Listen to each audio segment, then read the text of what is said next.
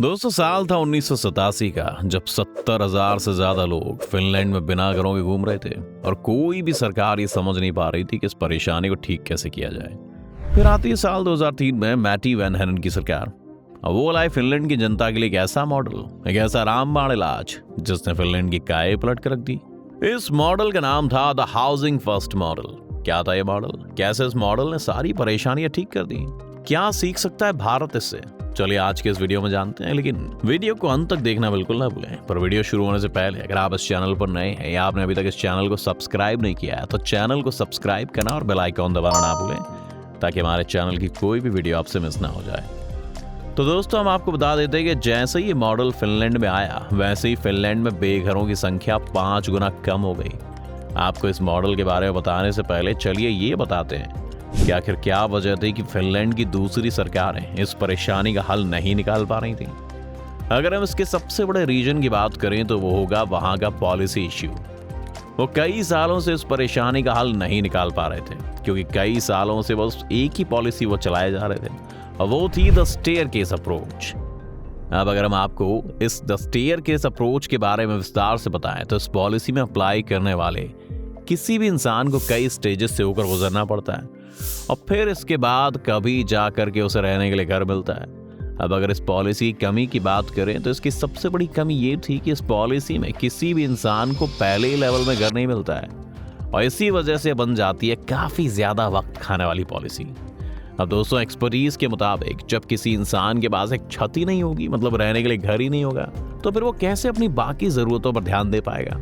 और पिछली सरकार की इस गलती को देखते हुए साल 2007 में मैटी वैन हेनन की सरकार अपना नया मॉडल लेकर आई, जिसका नाम था द हाउसिंग फर्स्ट मॉडल। इस बारे में जानने से पहले आप ये जान लीजिए कि फिनलैंड में होमलेस या बेघर की डेफिनेशन क्या है। तो फिनलैंड में जो लोग शेल्टर में रहते हैं, सड़कों पर रहते हैं, और यहाँ तक कि जो लोग अपने दोस्तों और रिश्तेदारों के यहाँ रहते हैं, उन सबको ही बेघर माना जाता है। और हम आपको ये भी बता देते हैं कि फिनलैंड के कॉन्स्टिट्यूशन में राइट टू एडिक्वेट हाउस वहाँ के लोगों का एक फंडामेंटल राइट है।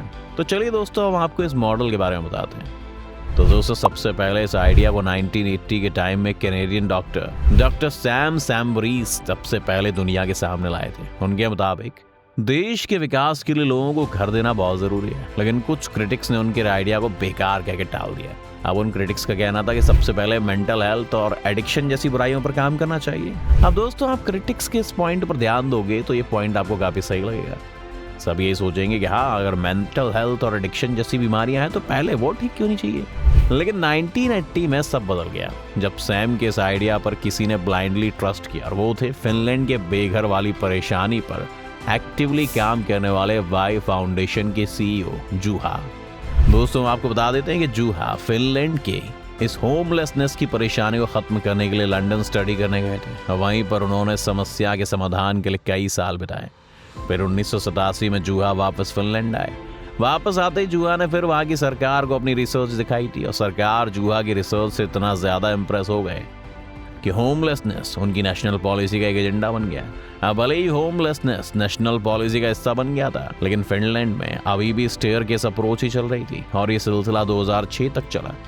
और फिर 2007 में आई मैटी वैन हेनन की सरकार, और उन्होंने इस परेशानी को देखते हुए कमेटी बनाई, जिसके बाद ही द हाउसिंग फर्स्ट मॉडल को फिनलैंड में लाया गया। तो आपको बता दें कि इस मॉडल को सरकार ने 2 फेजेस में डिवाइड किया। पहला था पावर 1 और दूसरा था पावर 2। पावर 1 2008 से लेकर 2011 तक चला।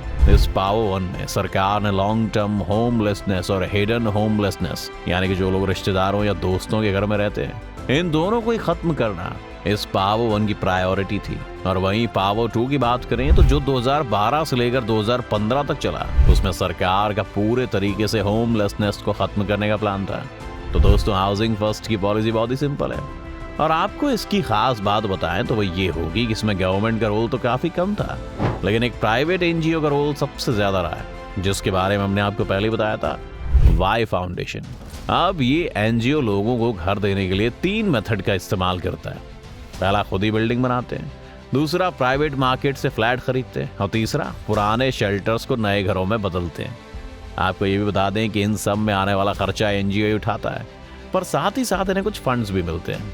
अब अगर इन फंड्स की बात करें तो इन्हें 3 सोर्सेस से फंड मिलते हैं। पहला सरकार, दूसरा फिनिश लॉटरी और तीसरा कमर्शियल बैंक्स।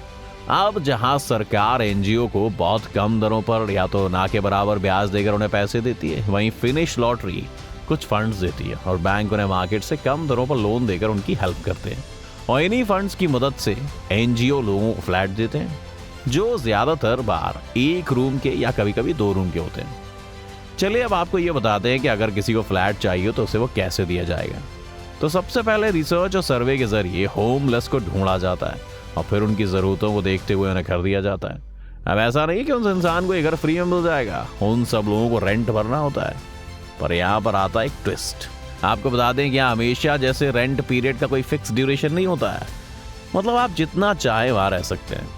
और साथ ही में आपको बता दें कि इन लोगों को वहाँ के सोशल वर्कर मेडिसिन, ग्रोसरी, साथ ही में एक स्टेबल जॉब प्रोवाइड करवाने में भी हेल्प करते हैं। आपको बता दें कि सोशल वर्कर सरकार के अंडर ही काम करते हैं और उन्हें सैलरी भी सरकार ही देती है। तो दोस्तों इस तरह से काम करता है फिनलैंड का द हाउसिंग फर्स्ट मॉडल, जिसमें ना तो सरकार की जेब से पैसा जाता है और ना ही एनजीओ की जेब से। और शायद इसीलिए इम्पैक्ट भी अच्छा हुआ और इस बात का सबूत आंकड़े भी खुद ही देते हैं। इस मॉडल के चलते 2008 से लेकर 2015 में फिनलैंड में होमलेस संख्या 33% तक कम हो गई थी। अब हमें पता है दोस्तों, आपके दिमाग में सवाल जरूर आ रहा होगा कि फिनलैंड में तो स्कीम काम कर गई, तो भारत में स्कीम क्यों नहीं लागू होती है? दोस्तों ऐसा नहीं है कि भारतीय सरकार इसके लिए कुछ कर नहीं रही है। भारत ने भी इस परेशानी से निपटने के लिए कई योजनाएं चालू करी हुई हैं। अभी के टाइम की बात करें तो भारतीय सरकार 3 योजनाएं चला रही है। पहली योजना है दीनदयाल अंत्योदय योजना। इस स्कीम के अंदर सरकार हर जिले में शेल्टर होम बनाती है, जो बेघरों के लिए किसी वरदान से कम नहीं है। अब अगर दूसरी स्कीम की बात करें तो वो है प्रधानमंत्री आवास योजना शहरी। इस स्कीम के अंदर सरकार स्लम को दोबारा बनाती है या फिर सब्सिडी के जरिए बेघरों को घर देती है। अब तीसरी योजना की बात करें तो वो है प्रधानमंत्री आवास योजना ग्रामीण। ये बिल्कुल शहरी योजना की तरह, पर हम आपको बता दें कि इसमें सरकार इन बेघरों की सिर्फ मदद करेगी, इन्हें अपनी तरफ से भी कुछ पैसा भरना होगा।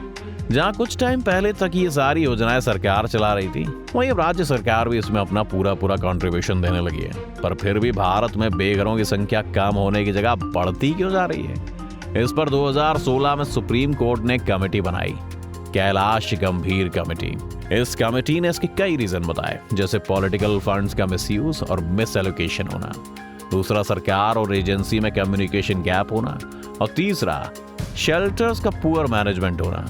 अब अगर हम ये देखें कि फिनलैंड का मॉडल इंडिया में इस्तेमाल हो सकता है या नहीं, तो आपको बता दें कि जहां फिनलैंड में बेघरों की संख्या सिर्फ 3,948 है, तो वहीं इंडिया में 4 मिलियन है।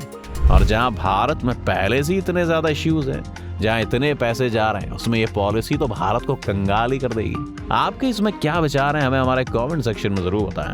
तो दोस्तों आज की इस वीडियो में इतना ही।